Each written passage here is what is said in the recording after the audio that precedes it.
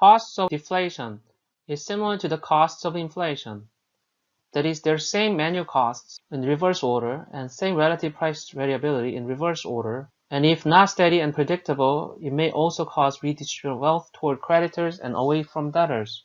And deflation arises because of broader macroeconomic difficulties usually. Therefore, it's a symptom of deeper economic problem in real life many cases. So deflation may be worse. Some scholars believe that The Wizard of Oz, the movie that was made in 1939, which was based on a children's book in 1900, the movie story is actually an allegory about US monetary policy in the late 19th century. From 1880 to 1896, price level fell by 23%, unanticipated, led to a major redistribution of wealth.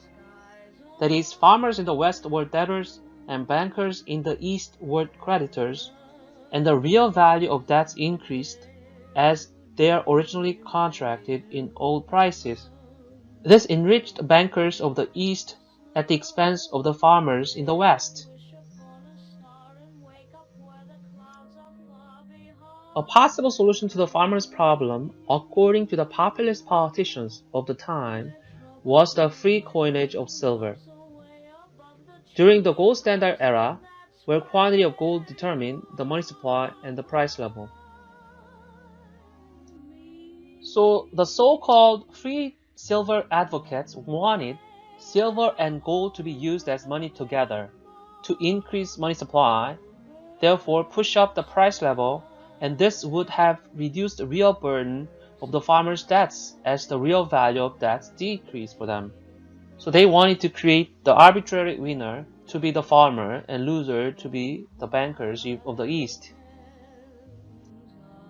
So The Wizard of Oz was authored by L. Frank Baum, a Midwestern journalist. The Wonderful Wizard of Oz is the original title of the book, and the characters were the protagonists in the major political battle of his time.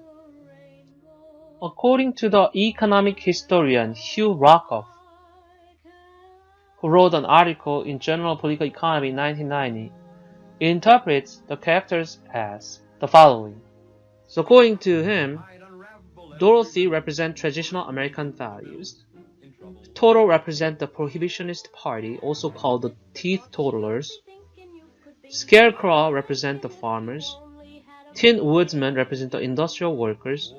And the Cowardly Lion, William Jennings Bryan, a prominent advocate of free silver movement, who actually lost the presidential election of 1896 to Republican William McKinley, and the US remained on gold standard.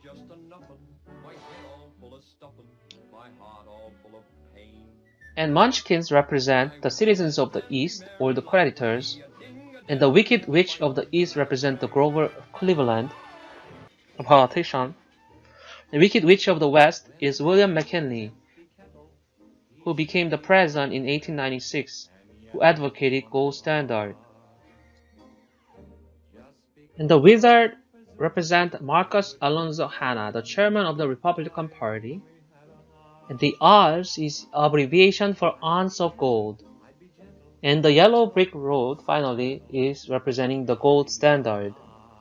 So in the movie, Dorothy finds her way home, not by just following the yellow brick road that represents the gold standard, but learns that the wizard is incapable of helping her or her friends. And she discovers magical power of her silver slippers, which in the movie was shown as ruby instead to show off the movie industry's new Technicolor technology. But in the novel, it represents the magical power of her silver slippers, advocating free silver movement. In the real life, populists actually lost the debate over the free coinage of silver.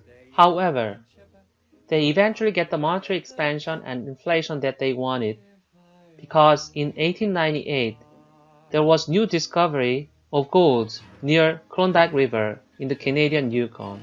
In addition, in the mines of South Africa, there was increase in gold supply that actually reached to America eventually. So at the end, those increase in supply of gold led to increase in money supply, and eventually led to the price level to increase and solve the problem.